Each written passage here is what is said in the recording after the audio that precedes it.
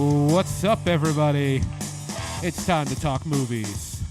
This is the POVincent podcast, and I am your host, Vincent Didiano. With me, of course, is my buddy, my pal, my compadre, the human megahorn, Eric Williams.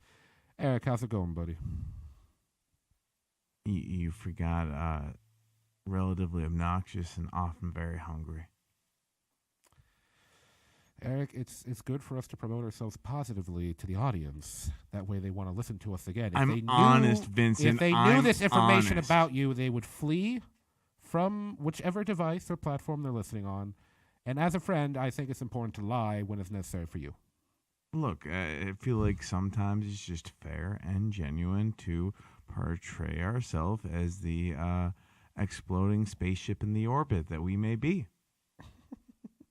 I'm doing all right, though. I had some pot roast. Had some pot roast with some vegetables. Oh, yeah. Yeah. How about you, Vince? Wait, we got shit to talk about. Yes, we do. Why'd you try to distract me with how I'm doing? I'm still alive, Vincent. I'm still alive. Yes, you are, my friend. I'm happy you're still alive. Because without you, well, I'd have to run the board myself when I want to do it. But anyway, Eric is right. There is a lot to talk about this week, and we really got to get into it. There was a lot of movie trailers released. There was a lot of movie sequels announced or reboots. And there's a lot of shit happening. Yes, it is. All right, Eric, let's get the first image up ready for the people on the live stream. For those of you who are tuning in the live stream, thank you for tuning in tonight. And if you're listening through the River Ditch website, SoundCloud, Google Play Store, wherever you're listening to the POVincent podcast, thank you for tuning in. We appreciate you, and we hope you're having a good time. All right, first story up is... Teenage Mutant Ninja Turtles, Teenage Mutant Ninja Turtles, hero in the house show, Turtle Power. Yes, ladies and gentlemen, we did it. We did it. We were off a little bit. We were out of sync because I didn't know you were going to go. But it was enjoyable. We had a splendid time. Ladies and gentlemen, we got a new Turtles movie coming out. I know we only had one just several years ago, but we got another one coming out. According to an article Let's not talk about the Michael Bay ones, okay? Unfortunately, we got to go into that a little bit. According to an article at comicbook.com, we got a new movie that will start production later this year. Again, under producers Michael Bay. You shut the fuck up! You shut your mouth. You go back to your room and you think about what you've done. I'm going to go back to my room, play with my old turtle toys from when I loved them. No, I'm just kidding. No, so yeah, Michael Bay, Andrew Form, and... Someone else in Hollywood needs to give Megan Fox a job. Oh, I don't so that she can stay away from Michael Bay. Like, I just think everyone should stay away from Michael Bay. The Transformers are now staying away from him, so yeah, the fucking robots... When you hear Michael Bay, you shouldn't think like, the California Bay. You should think like the Jersey Bay. Don't go to it. Don't go, people. All right, ladies and gentlemen, yeah, so Michael Bay, Andrew Form, and Brad Fuller's Platinum Dunes production company once again behind this one. And Andrew Dodge of Bad Words and Space Jam 2 has been tapped to pen the script. I don't know why in the article they're listing Space Jam 2, since concerning that movie hasn't come out yet. For all we know, it's going to suck. It's in the works, man. It's in the works, and come on. Look. People weren't sure about Black Panther, okay? Yeah. And it had the same director, and as we all know, movies made by the same director can never be a success and then a flop. They all have to be successes. Scorsese never made The Grifters. Yes, he did. It's got John Cusack, and it's kind of disappointing. Well, actually, I think they got a different... I don't think it's... Never mind. Okay, yes, everyone makes mistakes, people. Tim Burton made a lot of good movies, and then Tim Burton made a lot of bad movies, okay? I befuddled Vince. He had to look up Space Jam 2 to see the status. That's why he was stumbling over words a minute ago. He was like, must use the internet and conversate simultaneously. Oh, man. But anyway, yeah, so, I don't know. I didn't particularly enjoy... I didn't particularly enjoy the last two films. I thought the first one was okay, and then Into the Shadows or something like that? Out of the Shadows, which doesn't make sense for ninjas. They should stay in the shadows. Was definitely trying to be more like the classic cartoon from the 80s into the 90s, which that cartoon ran for 10 seasons, I think? That's a long-running ass show. But unfortunately, the cartoony nature and themes and tropes of the show does not work in a live action format, especially since the first movie didn't really go that deep into those kind of things. So I don't know, ladies and gentlemen. There's really not much more to be said. Not a lot of information right now. It's just I just hope that in this one they like explain how the turtles know fucking kung fu. Yeah, in the first movie they're like it wasn't like, remember in the other ones it's like Splinter was either a rat that was a pet of a ninja master and he just copied his moves in the cage, which I don't think that one makes any sense. I like the cartoon version. He saw it. I mean, how do you think training happens? Someone shows you how to do something. Yeah, but he and wasn't you do even mutated yet. He was just a normal rat. He was an advanced learner. Listen, I like the first movie. I grew up on it, but I just like weird. I like the cartoon explanation better. How do we not know that all rats that watch people perform kung fu don't already know how to do kung fu? They're just waiting for the green ooze to let them actualize into the best versions of themselves, Vince. We never know. I just like the cartoon version better, where it's a ninja master who's mutated into a rat man. At least they tried in like the first movie. In the Michael Bay ones, they were just like, oh, hey, and they got mutated, and then just kung fu happened. Yeah, they just... Michael Bay. All right, yeah. So I didn't like the other two movies. I mean, at least I'll say this one. At least in the second one, they acted more like a family, and the first one was just kind of There's a whole part of the movie that just becomes the Raphael movie, which I know everyone loves Raphael, but it's a fucking team movie, people. Oh, God. I don't know. Anyway, so yeah, another Ninja... But that sets off plot movement. Why can't they just be happy with the cartoons? There's always a Ninja Turtle cartoon somewhere. You only go like 1 or 2 years without there being a cartoon. Honestly, I think in the past like 15, 20 years, there's been at least 3 or 4 cartoons all running multiple seasons. I think there's one on now, because they had that CGI one on Nickelodeon running, and now they just started a new one that's back to duty animated. You want to know why, Vince? I'm pretty sure if we break down the numbers, toy sales go up when you come out with a major motion picture. Don't you talk to me about your merchandising, goddammit. You leave that for Yogurt and Spaceballs. I like it when he explains it. Anyway. I've got an album on Bandcamp called I Have a Bad Idea by Eric Williams. Feel free to go on and buy that. You were the one that brought up merch. It's your fault.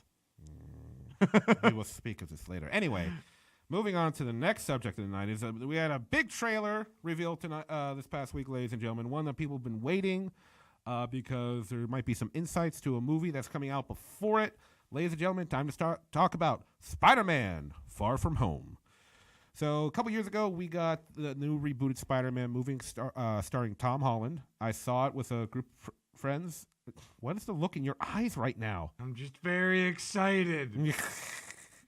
But anyway, Spider-Man: Homecoming was, the title was kind of metaphoric. It was good. Yes, it was good. No, it was very funny. Tom Holland was a great Spider-Man. The villain played by Michael Keaton, who he was great. He was one of the very few small-scale villains in the MCU, which was nice and refreshing. And he was actually a cool villain. He was a very, very interesting villain. You totally saw where he's coming from. Plenty of laughs, plenty of cool characters, lots of great action, all around real good. And now we got the sequel. Now, a lot of people have been excited for this trailer because we still not the next Avengers movie, aka Avengers 4, aka Avengers Endgame, has not come out yet. And this movie takes place after that film, so people are like studying it to see what can we learn. And in the trailer, we do not see Tony Stark at all. And Tony Stark is Spider-Man's mentor in the MCU. We do not see him at all. Instead, we have Samuel L. Jackson returning as Nick Fury, and he takes over, it seems to be the mentor position. Because Spidey, he's going on some kind of school trip to England with his classmates, including, his buddy and MJ. And he doesn't take his Spider-Man suit. He just wants to have fun.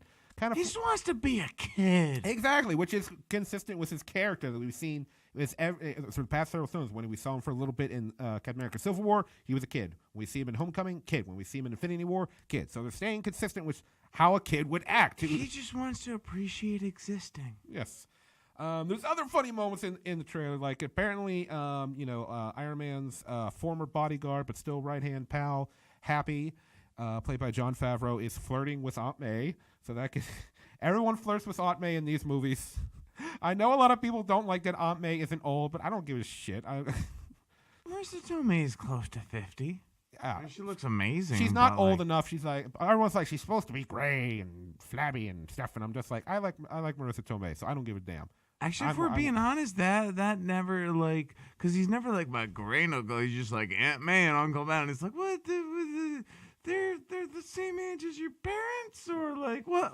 I always saw Uncle Ben as just being like the way older brother, like they were like born 10 years apart or something. You know, for the original time period, that makes sense. Yeah. Other cool things, little things if you're checking out in the trailer, there's a scene where Spidey's swinging around New York and you see the former Avengers Tower in the background and it's under some kind of reconstruction, which is them staying, once again, consistent with stuff, because in Spider-Man Homecoming we found out that Tony Stark sold the tower. There's a lot of people saying, who bought it? What's it going to be? Is it going to be, is it going to be the Baxter Tower for the Fantastic Four? Is this a Fantastic Four note? Or is it going to be Oscorp and they're going to bring in the Green Goblin? I mean, what's going on? And I'm like, I don't know. It's just like, I like spaghetti and comic books and you seeing how they finished the plot. Yeah. But what other things we see moving forward is some flirting happening between Mary Jane, played by Zendaya, and Peter. And another thing, we see the villain, or supposed villain in this film, Mysterio. Now, I know Mysterio is the classic Spider-Man villain. Looks like he has a fishbowl for a helmet kind of thing, but he's a master illusionist. He was a special effects artist. In the 90s cartoon, he used like little hologram cubes in this one. In this movie, he's played by Jake Gyllenhaal, but the trailer presents that he might be a hero in this, as we see. Maybe. Are you falling for this? No, I'm not falling for it. I'm saying how the trailer. Rewind 40 seconds. What was your intro to Mysterio? I ain't falling for shit. I am saying how the trailer's presenting it. Because here's the thing. I've seen some people talk about. Also in the trailer, there's these two monstrous creatures showing up. One that looks like it's made of like sand and stone or something like that, and another one that's made of water. And people are like, holy shit, is that Hydro Man? I'm like, no, it's not Hydro Man. It's one of Mysterio's creations. And then the movie's presented like he might be a hero, but anybody who knows the character knows. The theory is, and a lot of other people who are just like, no, the basics on Mysterio is, Mysterio is probably in this movie going to make himself to be some kind of new hero, but he's not. He's just making up villains with his special effects technology. And then Spider-Man has to figure out what he's really up to, whether it's just simple fame and glory or if there's something bigger at play. But yeah, a lot of people are like, oh, good, it's Hydro Man. No, it's not Hydro Man. Just give it up. It's not going to be Hydro Man. Could you say that with just a little more condescension? It's not Hydro Man. All right. Yes, that was, I'm going to visit you at your comic book store later. Yeah. We already had Aquaman. We can't have two aquatic super beings in 1 year, okay? Those are the rules I literally just made up. But, the trailer is fun. It's exciting. It gives me the same vibe that the past film had. I'm hoping in this film things get a tad bit more serious because Peter is a kid, he is a growing, he's a growing boy, superhero, and you want to see that maturity start to set in. So I still want the quality comedy that we had in Homecoming, but I want to see them pull it back just a little bit to see the evolution of the character. Still have Spider-Man do the quips, still have this version of Flash Johnson, who's just a spoiled rich kid, make fun of him, which he does in the trailer. I'm not going to say what happens, but it's a fun little moment. Wait, time out, Vince. Did you see both trailers? Oh, no, I didn't. There's like, an international trailer. I didn't watch it. Yes, there is. See, here's the thing. When a movie comes out. I get it. You're not cultured. No. I'm not going to watch the international one. That's for all the artsy elitists. Yeah. No. Here's the thing. Nowadays, especially for superhero movies, they release like 3 trailers before the movie comes out. I usually don't watch all the trailers because each trailer reveals a little bit more about the movie, and I want things to be saved for the film. Because every once in a while, trailers spoil films, and I've just been scarred ever since Terminator Genesis. I'm like, wait, John Connor's the bad guy? What the fuck? Wait, they gave that away in the previews? Yeah, they gave that away in the trailer. They show him just like out of nowhere. It's like, oh, he's a Terminator now. Oh, okay, shit. That was in Terminator Genesis, and yet they're making another Terminator movie coming on the way. I think we've talked about it before, but it's coming. Anyway, so guys, Spider-Man trailer came out. I'm excited. My nerd loins are aflame. And but anyway, let's move on to something, ladies and gentlemen. I didn't know this was even being talked about, and I am so. You hadn't heard? I hadn't heard. You were unaware? I was unaware, and I'm so excited because I was, I'm an '80s kid, and this is damn it, we're getting Coming to America too, baby. That's right. Oh, yeah. Oh, God. What people have been dreaming of for 3 decades now. Yeah. For those of you who don't know, Coming to America was a classic comedy from the 80s starring Eddie Murphy, Arsenio Hall, James Earl Jones, and a cast of other notable actors from the time period. And it was just a funny film about a prince from a fake African country called Zamunda, who's in not prearranged marriage, arranged marriage? Yeah, he's in an arranged marriage, and he doesn't want to marry this woman because they know nothing about each other, and she's really been raised her whole life to basically be whatever she wants him to be, and he wants a real woman with a mind of her own. So he comes to America. Where does he go to find his future queen in America? He goes to Queens, New York. Ha-ha. Little dumb jokes. But yeah, no, it was a really funny movie. Eddie Murphy, Arsenio Hall, because they're like fish out of water, because they're like they were sheltered in their kingdom. They've never known a life outside of their royal essence. And it was a very funny movie. I don't know how many times I watched it as a kid. I've watched it many times as a teenager, as an adult. It's one of those comedy movies as a kid that I watched all the time. It wasn't meant for kids, but I watched it anyway. Yeah. So that was the 80s, man. You couldn't tell the difference between the adult movies and the kids' movies. Yeah. So according to an article on popsugar.com.celebrity, that's a title. Yeah. So Paramount Pictures has topped Craig Brewer, the director of Hustle and Flow and the Footloose remake, to lead the project. Brewer is fresh from having directed Eddie Murphy in the Netflix film Dolomite Is My Name. And according to Deadline, the two are eager to work again.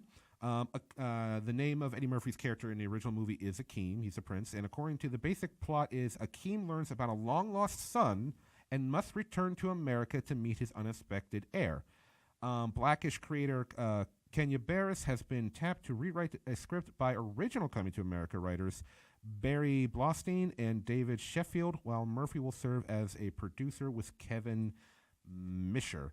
I don't know why. I guess it's a script that they wrote a long time ago, and that's why it's being maybe changed up, to fit modern day. But I'm really excited about this. And, nowadays we have so many reboots and remakes and unnecessary sequels happening. This is actually a sequel to a movie I always kind of wanted to see. I guess I wanted to see what happened after their, little happily ever after, Though I always thought the sequel should be about the woman he was supposed to get married to from the arranged marriage, because she was literally raised her entire life to be nothing but his queen. I always thought it'd be cool in the sequel, after he denied marrying her and her family were just became dishonored in the country, and now it's basically Creed 2, she's the Ivan Drago of the Coming to America universe, and she wants revenge on Eddie Murphy for not loving her. Eric's almost crying laughing. I just thought it'd be a goofy comedy with maybe a little dark edge to it. I don't know. That's the sequel I imagined in my head. But you're a sick man, Vincent. You're a sick man. But anyway, yeah. So I'm excited for this, and get you some chicken noodle soup. Chicken noodle soup. That sounds good right now. But we ain't got time for that. We got more stuff to talk about, ladies and gentlemen. No. We do. We got another. Well, you know what? We got another movie call sequel. Someone. Who are you gonna call? Ghostbusters!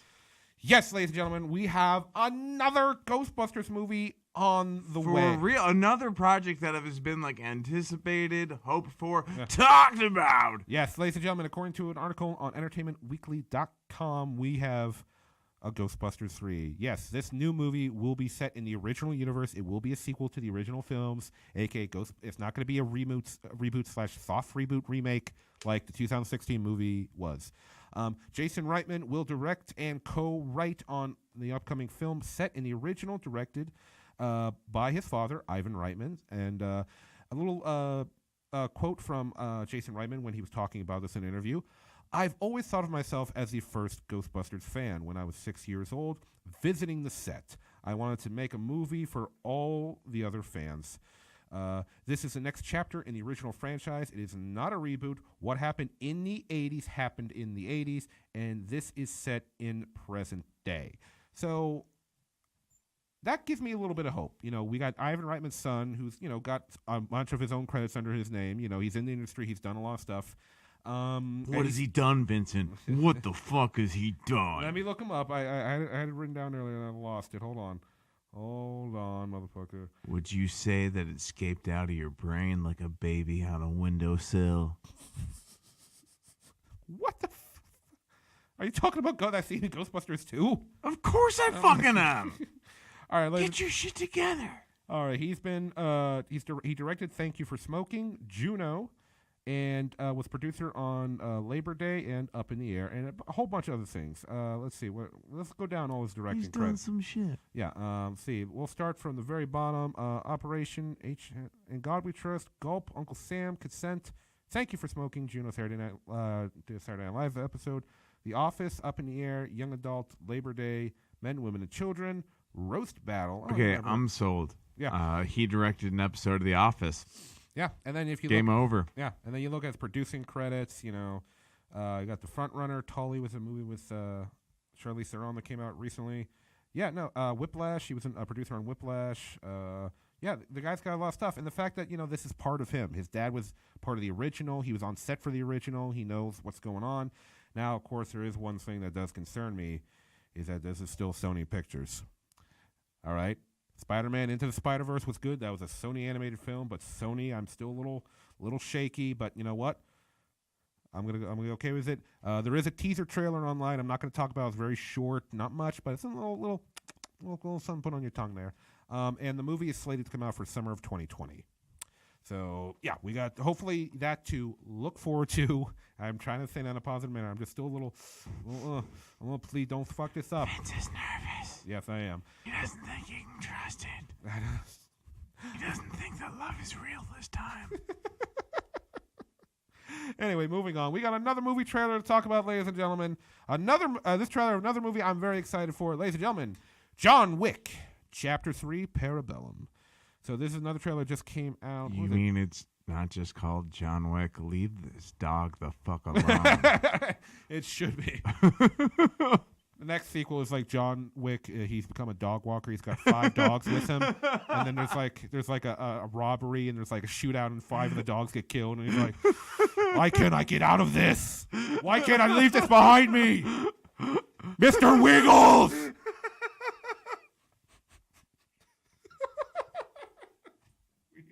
We might need a minute. The movie just ends with him like just starting an animal shelter. Yeah, name of the What he animal. always wanted to do. I can see like the little like advertisement with it. It's like John Wick's "Don't fuck with my dog's pet shelter." You walk in and they're like, "Hi, I'm John Wick. Don't fuck with my dog. How can I help you? Can you groom my dog? Yes, I'll groom your dog. But when I'm grooming it, it's my dog, so don't fuck with it." I'm like, okay. Do I get my dog back? Yeah. When I'm done grooming, I'm gonna stop there. Anyway, so He would groom that dog very intensely. yeah. So watching He the trailer. says as he slowly unbuttons his So- shirt. What the fuck are you doing? I don't know. It's hot, man. It's I hot. I need some air. Well, I need okay. some air. Okay, but you don't have to talk about unbuttoning your shirt so intimately. That was just getting a little. All right. It was that John Wick passion. That was commitment, Okay. Vincent. That was commitment. I know. But now I'm actually buttoning it back up because All I'm right, like, let's- oh, maybe that was too much. Vince apparently couldn't handle that many Good. buttons being undone and narrated. All right, so let's talk about the trailer. Enough of your shirt, Mr. Steamy. But yeah, so as you remember, in the last film, John Wick basically broke a huge rule of the secret underground crime world that he exists in, which is one of the things I love about the John Wick movies. This world that we're brought into, these assassins and like these super mafia people. It's like It reminds me of Highlander how? because the hotel, the Continental's like holy ground. Oh, okay, yeah. Like you don't like if you kill someone on holy ground, like all bets are fucking off, man. You're a goddamn maverick. Yeah. That's what John Wick is a fucking maverick. he did. He killed a guy on the holy ground, and now there's a $14 million bounty on his head, and he's literally That's a lot of money, he's Vincent. running around the city, and you see all these different kind of people trying to take him out. You see just assassins. You see these guys in commando gear. You see guys riding bikes with fucking ninja swords just coming at him, and John Wick just fighting them off left and right. And I can't wait for this because the action choreography in the John Wick movies have always been fantastic. I love it to death. I mean, Agreed. there's knives being thrown at him. There's this one creepy bald guy who keeps following him around. it was like the Iron Chef host, where the guy who always brought in like the secret ingredient is Pizza, no! That guy, he's this creepy bald dude. He's like, oh, God. I think the actor's name is Mark The Dacascos. secret ingredient is John Wick scalp. I must make most delicious sushi ever. Yeah. There's other things in there. I mean, we see that Lawrence Fishburne will be making a return, at least a small return, as the fake homeless. He like his part of the crime world is like he has like these people who dress up as homeless people and like they keep track of shit or something. I forget, and then we also have Ian McShane returning as the owner manager of the Continental. We also have some new faces. Angelica Houston pops up as somebody John Wick goes to ask for help, but she basically just tells him hell no. And then we also got Halle Berry, who appears. That's what I thought. Yeah, she appears at the end of the trailer, and she seems to be some old friend or ally of John, and she seems to be the only one that's helping him out. So that'll be interesting to see that go down. And with this trailer, it's called, once again, John Wick 3, Parabellum. I didn't know what Parabellum meant, so I looked it up. What does it mean, Vincent? Proprietary name for a type of automatic firearm. From the Latin phrase si vis pacem, parabellum, from para, imperative, of perere, to prepare, and then bellum, war. So the title of the movie is John Wick Chapter 3, Prepare for War, basically. And that is it, because it's John Wick versus an entire city worth of assassins. And there's this like line in the movie where the one guy asks Ian McShane's character, "Do you think he has a chance?" And Ian McShane's like, $14 million bounty on his head, entire city trying to cut at him. Sounds about even. And that's, yeah. I mean, he's the Baba Yaga. He's the boogeyman. No, like it's kind of like, you know what? Like I understand that you want to send a message. And, you know, because of this, there's certain things that you can't just let people walk away for. But if there's one guy that you were going to let walk away, this is that dude. Just let him be. Just let him go find a dog park somewhere next to like a brewery with an axe throwing gym, like 3 facilities over. He'll be fine in some little hipster mecca. But no! They have to keep sending other hitmen after him through the city. And like there's like if a hitman tries to kill you, it's rude if you don't kill them instead. Everyone knows that. You're like, hey, now he's just gotta be polite. Eric knows the assassin world so well. He knows their honor codes, their laws, their he even knows where they have their bingo nights. You wouldn't think they do that, but they do. They do. Hey man, even assassins need catering. They do. It happens. All right, so ladies and gentlemen, yeah, I mean, just to go over again, once again, we have a new Turtles reboot, which I'm like, I don't know. Like, I want to see the Turtles, be great in live action. I'm a little skeptical. Spider-Man Far From Home trailer, very excited for that. Very, Indeed. to see. Coming to America too, that was a big surprise. I'm totally down for it. Especially since we don't see much of Eddie Murphy nowadays. Ghostbusters 3, I've getting some good vibes here, but I'm not going to give it my all yet. I'm like, want this to be good. I want this to be good.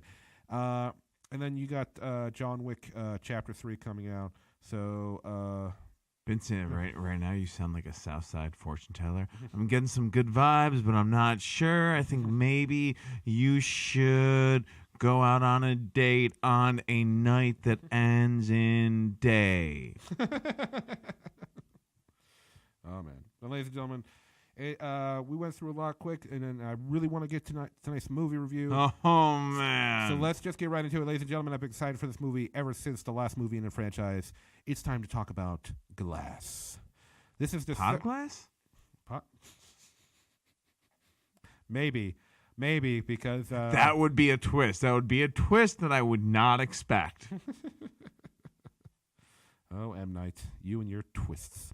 But yeah, once again, director M. Night Shyamalan has returned to, I guess, finish out this movie. I don't know if this is going to be the last one. I mean, it kind of feels like it should be. Wait, you said I get. Oh, I need to shut up and let you talk. Like, because if like it turns out that at the end this movie is just a prequel to The Sixth Sense, I'm gonna be really pissed.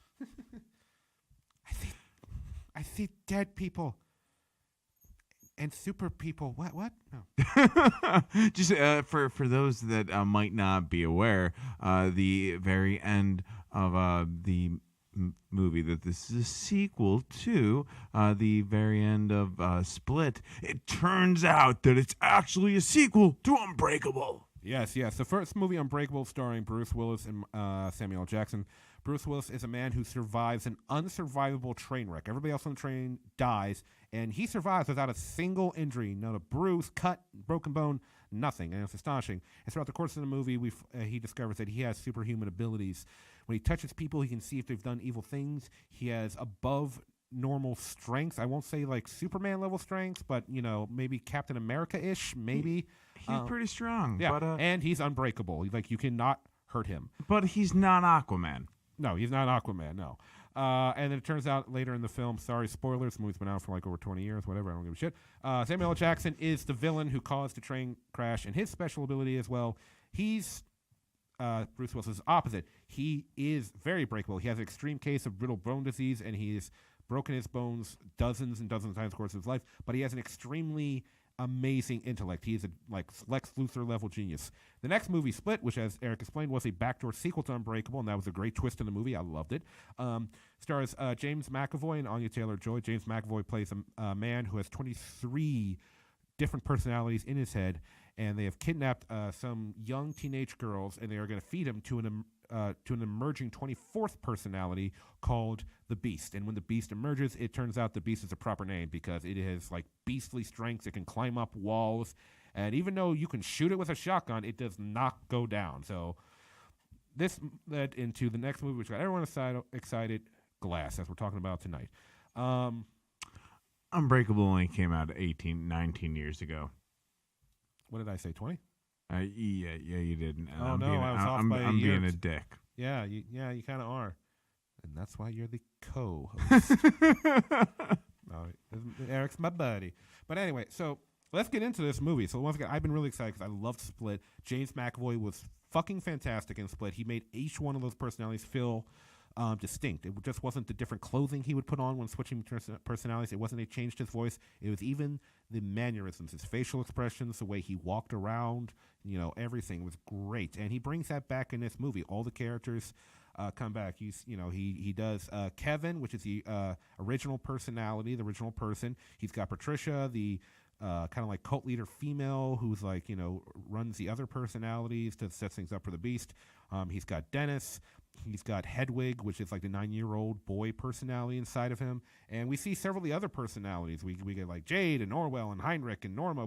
And most of them only show up briefly. So like 3 or 4 personalities be the most. But once again, James McAvoy, this performance-wise, once again on top. A few kind of campy moments with the Beast, but he's this beastly man. But for the most part, the Beast was still kind of scary. Gives you a little bit of a chill when he's like, he's like really getting into that. Bruce Willis, who in Unbreakable was not as good. Unbreakable wasn't as good as Split, but still a cool watch. It was like, an interesting take on the superhero genre because there isn't like some big. Wait, did you say Unbreakable wasn't as good as Split? No, it's not. I'm not saying it's bad. It's just Split was superior. They're both good films. But Disagree. You would disagree, really? I would disagree. Really? I would definitely say that Unbreakable Split was good, but I would put Unbreakable ahead of it. Okay, man. Hey, fair enough. Once again, I recommend both of the movies. Either it wasn't neither of them are like I just barely recommend it. I both solidly recommend both films. If you haven't seen them, you and I basically just spoiled them for you guys. But anyway, so in this movie we're catching up. It's set very shortly after the events of Split, and it seems that since the events of Unbreakable, Bruce Willis has still been continuing on going out in his basically his raincoat and that's basically his superhero outfit. And all these years, he's been going around town fighting people doing evil or just bad criminal stuff, taking them out with the assistance of his son, whose son, played by Spencer Treat Clark, is the same actor who plays son in the original film. So we brought back that actor. It's really cool, and just him. They're kind of working as a duo. His son is the man in the chair who stays behind in their hideout, which is just the back of their home security business that they've opened up, and they sell cameras and alarms and all that kind of cool stuff, which seems appropriate. It's like I guess. Guy in the sky. Yeah, actually, it's kind of cool that the superhero his alternate identity is a man who sells home security. I like that. I like it. I really do. Bruce Willis is pretty good in this film too. What was the last movie I saw him in? I think it was that Death Wish remake, which she was just phoning that in. I was like so disappointed. But in this, I'm pretty happy with his performance. It's not the greatest, but it does the job. And yeah, and he once again plays the hero, doing what he can. And, he's tracking down the Beast because, well, he doesn't know it's called the Beast. He just knows there's some kind of weird serial killer that killed some girls because, the events of Split were all over the news, all that kind of stuff going on. Let's move on to Sarah Paulson. Sarah Paulson is a new character in this film. She plays Dr. Ellie Staple. As told in the trailer, she specializes in helping individuals who believe they are superheroes. Though I think it would be more appropriate to say that they are superhuman because, well, two of the superhumans in the movie aren't heroes. You got Mr. Glass, played by Samuel L. Jackson, and, you got the Beast, played by James McAvoy, and they're both villains. So I think, I don't know why she keeps saying superheroes, but I think it's whatever, little thing. Her character, I didn't really care for her character that much.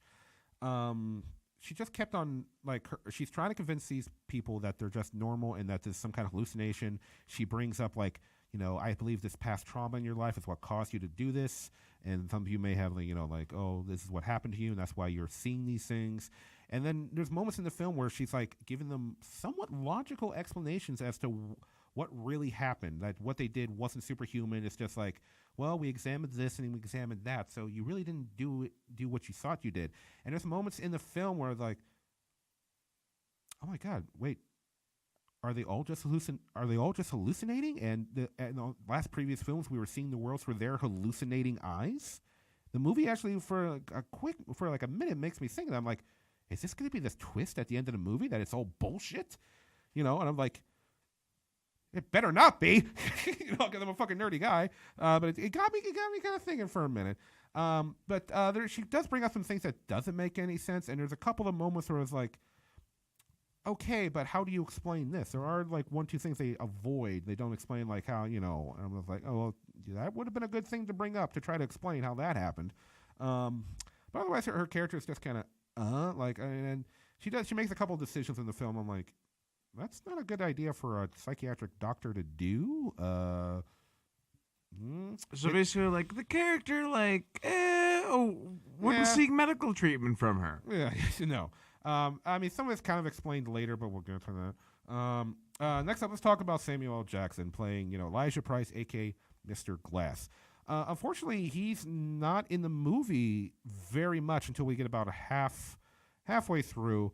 He's in the movie, but he doesn't play a big role till later. And Samuel Jackson's pretty good because his character his whole life has wanted to prove that superheroes exist. That's why he committed the terrorist attacks in Unbreakable to try to draw out superheroes, and it did work as we got Bruce Willis's character David Dunn, and he was revealed, and that's his whole mission. He's he will do whatever it takes, no matter how evil it is, to show the world that superheroes or superhumans exist, and that comic books are actually an unconscious history of previous beings throughout history. He basically thinks mythologies about monsters and demigods, they're all based on some kind of real human. That's his whole character, and that why Samuel Jackson does a good job. I really didn't have a problem with that. Now let's get into some of the problems I did have with the film. The first hour drags, I felt like. And I think that has to do with the movie. This movie is 2 hours and 20 minutes long. I don't think it needed to be that long. I sometimes that you need to do that. With Avengers Infinity War, we had so many characters. I get it. That's necessary. You had Blink 182 characters. What? What? Shut up. Okay. Yeah, so that needed to be trimmed down because things do kind of drag. You're just can we get to there's some things that happen. I was we could cut this down, shave it down a little bit.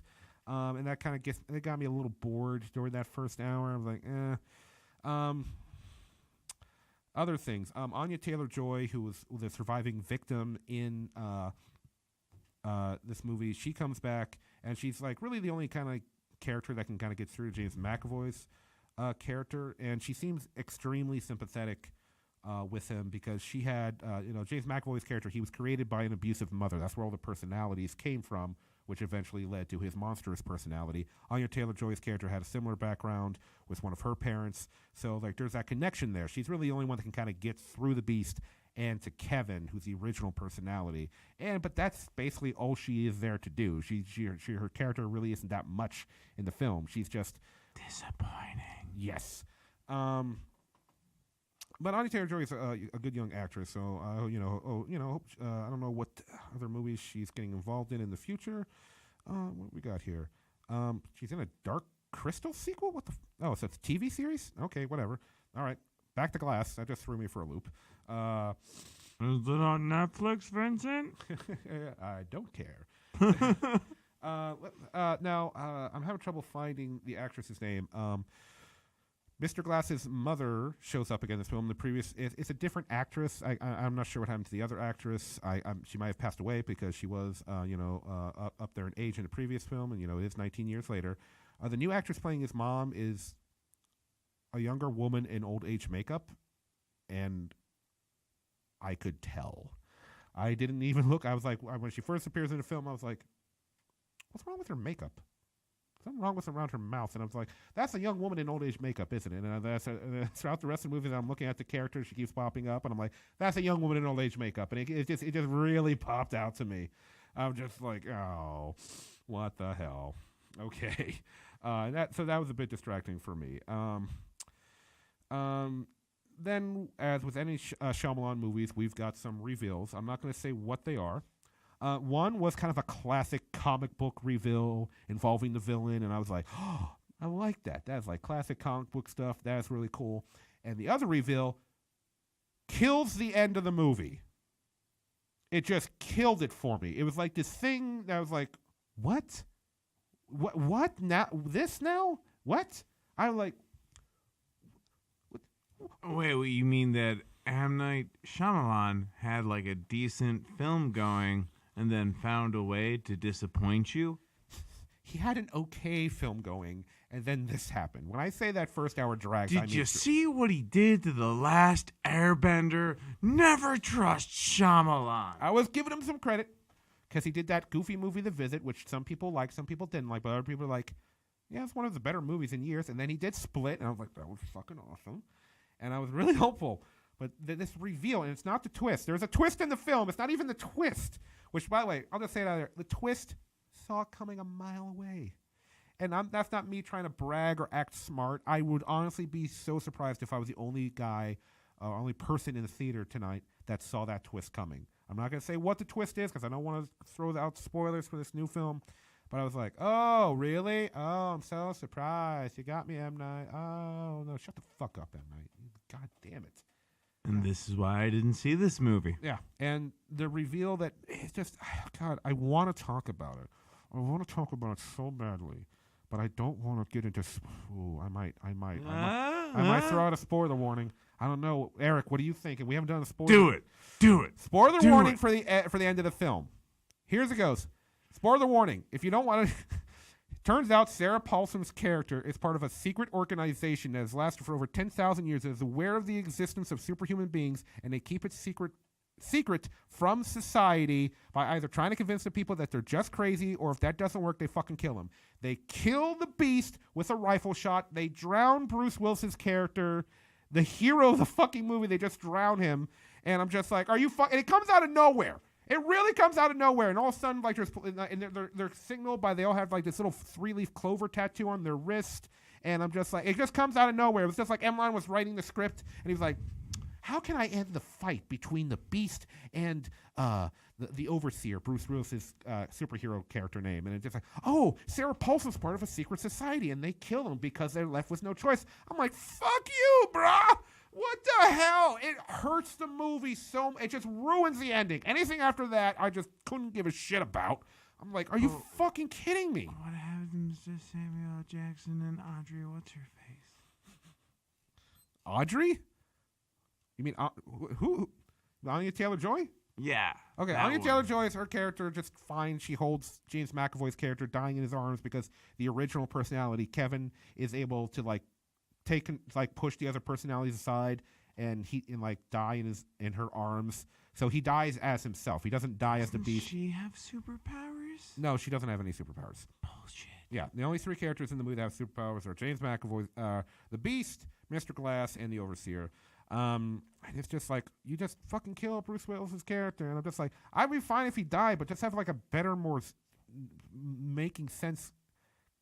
It's nonsensical. It just doesn't make any fucking sense. And then like, it's like M. Night warned everybody, this movie's not going to be the movie you thought.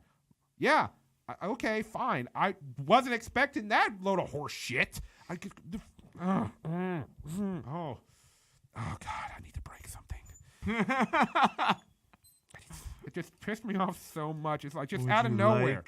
Out of nowhere, and there's this secret society, and like Sarah Paulson just walks into this restaurant at the end of the film, and then when she walks in, everyone just grows silent, right? And it's like, oh, the whole fucking restaurant are people from this secret society of super killers? It's like, oh, they're that organized, but they weren't able to keep these 3 fuckers under check. Fuck you, okay? Fuck. I am so glad I let the genie out of the bottle for this spoiler warning. This was worth everything. Unlike the movie Glass, apparently, which does not sound like it was worth the $317 it cost to see a movie in theaters. Yeah, here's the thing. Early reviews for it came out on Rotten Tomatoes, and you can love or hate Rotten Tomatoes, whatever you want. The tomato score for it was 35%, which is totally rotten. The average rating from the critics was a 5 out of 10. And that's something I do like to look at when you're taking a look at Rotten Tomatoes, because the tomato meter is based on whether or not basically they gave it a above 6 out of 10 or lower. That's all it is. It's basically thumbs up or thumbs down percentage, the tomato meter. So I always like to look at the average rating, which is 5 out of 10, which is fair. I don't know what the audience score is going to be. I'm assuming, yeah, not that great. And it's not like the movie's totally horrible. There's nice things in it, like there's use of lighting. All the characters have a light associated with them. You just said there's nice things in it. Yeah, there's just little nice things. Like how often do we describe something we really like as nice? Nice, yeah. Like Mr. Glass, his color is purple, so you see purple lighting. There's this moment in a comic book store where there's two shelves, villains comic books and hero comic books, and the neon light for villains is purple.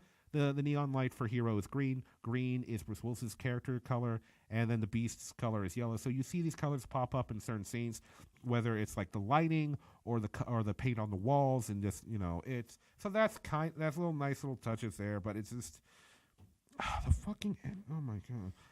And then the twist. Since we're already in spoilers, might as well get the twist. Is like Mr. Glass's plan was he's going to get the Beast and the Overseer to the opening of this new super tower in the middle of town, the tallest building in town, and there's going to be tons of news cameras there, and they're going to have them fight, and the world's going to see on international news that superhumans exist. Which I found odd, because this movie usually keeps things small scale and doesn't do the whole like superheroes on a tower thing, because that's just not the films keep things like fights in houses or a fight like in an old warehouse, which is still superhero-ish and fight in a whole warehouse, but they wouldn't go like big building thing like in Avengers or something. That wasn't his plan the whole time. His plan was the whole time where he hacked the video cameras all around the psychiatric hospital where they at, recorded the fight between the Overseer and the Beast, and sent it to a private website where Mr. Glass's mom, Bruce Willis's son, and Anya Taylor-Joy's character, they take the video footage and they spread it across the internet to prove the superheroes exist. Let me point something out. Why? And they do it together. I'm like, why are you hanging out with Mr. Glass's mom? The guy is a mass murderer. I don't give a shit if she's acting nice. I would stay the fuck away from that bitch. Okay? And it's just, you saw it coming a mile away, because they keep pointing out in the movie, like, we have 100 cameras all over this psychiatric hospital, and like you see it coming that he's gonna live stream it or something. That's the big twist. I'm like, oh, the world knows now. And it's like supposed to happen where it's like, and now that the world knows, other people with superhuman abilities who are like, that's like part of the message of the movie is be a hero by believing you're a hero. That's the message the movie's trying to push, because they say in the movie like there are other people with powers out there, but they don't believe in themselves, and that's why their powers aren't manifesting. And I'm like, are you oh. The basic message is don't let society push you down. Be the hero you want to be. But it's like, it's so fucking bullshitted out my fucking ass. Oh, god damn it. Wow, that Vince is upset. I am very upset because the first two movies were really really good, and just like I thought M Night had I wasn't expecting Academy Award nominated. You know what I'm saying? But I was expecting something like that was a satisfying ending to this movie because, and I believe it was in an interview. And I could be wrong. M Night said he described the movies as like the different arcs, like the different acts of a movie. You got Act 1, Act 2, and Act 3. A basic movie structure plot. Act 1 in superhero movies where we meet the hero and how he gets his powers and him learning how to use them. Act 2 is where we really get to know the villain more and what their plan is. So Unbreakable is basically Act 1 and it's supposed to be Act 2. This is supposed to be Act 3 where the final confrontation happens. And the Beast and the Overseer do have their big a fight.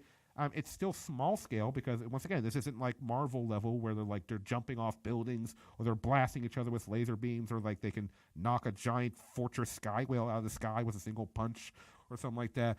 And so I wasn't expecting the fight to, the fight was fine. It was, but it was just the ending of the film was to reveal the secret organization, this twist you see coming a mile away. It was like M. Night was writing all this out and he was like trying to figure out, how do I end it? And then he threw shit in there. What did Rocky tell M. Night to do? No, I'm not. I got severe brain injury, and even that's all. I saw condominiums and condoms were the same thing. I'm Rocky Balboa. I'm not supposed to understand things.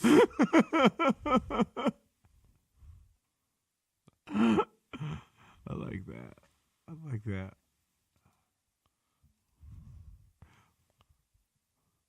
I like that we just had a moment of silence for the 2 hours and 20 minutes you spent in the movie theater.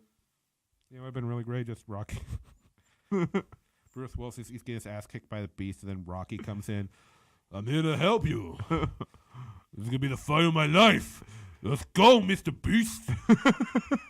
Actually, would have been fucked up if it was Rocky Balboa that shot the Beast with the rifle and then drowned Bruce Willis. That is a twist that I feel like we would have been more okay with that. Maybe. Don't anybody tell Adonis that I'm doing this. Like, oh, okay? This could be bad for his reputation. But anyway, we're coming towards the end here of this episode. So, surprise, surprise, I don't recommend Glass. I don't. I mean, there's things in it. It was like, yeah, there we go. This is what I want to see. Or like, okay, this is not bad setup. But once again, it drags so much. Samuel L. Jackson should have appeared in the movie earlier than he did. The reveal and twist suck ass. Or just lame. And nothing, like, you're not really surprised. All these, like, twists, and, you're surprised in the whole, what? Why? Since when? How? What? Ugh. It's like, I don't, fuck it. You're surprised, like, a Trump tweet? Like, you're like, what? Where did that come from? But, like, you're just kind of like, this really isn't a big surprise. This is kind of standard behavior. Oh, man. So anyway, ladies and gentlemen, that was my review of Glass. Once again, I do not recommend the film. It was a huge disappointment coming from a guy who enjoyed the first two films. It's not worth a part of your soul. You apparently have to pay to see it. No. But anyway, all right, ladies and gentlemen, before we move on, couple quick announcements. Once again, just a reminder, on February 1st, I will be at the Funhouse at Mr. Small's here in Millville for the album recording of my good buddy Krish Mohan, stand-up comedian. I will be one of a couple comedians that are opening for him, so please check that out. Look it up on Facebook. We got some event pages up on there. And that should be. I'm so fucked up from this movie. I'm trying to promote a show. I'm just like fucked. All right, but Eric, are there any shows, gigs, projects you want to put out there real quick? Well, Vincent, we do this every Thursday. I think we'll have to mention that. Also, excited for Zach Funk recording an album. Also, at yes, our good buddy Zach Funk. April 12th. April 12th, ladies and gentlemen. Yeah. Yes. So, is there? Yeah. Ugh. Anyway, so yeah, ladies and gentlemen, we can listen to the POVincent podcast every Friday morning at 9 a.m. on the River's Edge stream, or you can join us for our live stream every Thursday night right after I see the movie. And if you enjoy the show and you would like to help support it, please consider donating to our Patreon, patreon.com/POVincent. However, I understand Patreon's come under some controversy lately, so if you're down for Patreon, I also have a Venmo at POVincent, and you can donate some money there. Or you can mail him spaghetti. I do love my spaghetti. Or a nice. But the interwebs would probably work better. Yeah. Probably. Maybe some nucci with Alfredo. But anyway. Ladies and gentlemen, that's all we got for you this time. We hope you enjoyed tonight's episode. We had so much to go over. It was oh my God. I so much to go over with news, trailers, and all that stuff, and then Glass. Tune in next week. Hopefully we'll see you there. Thanks for tuning in. We'll catch you guys later.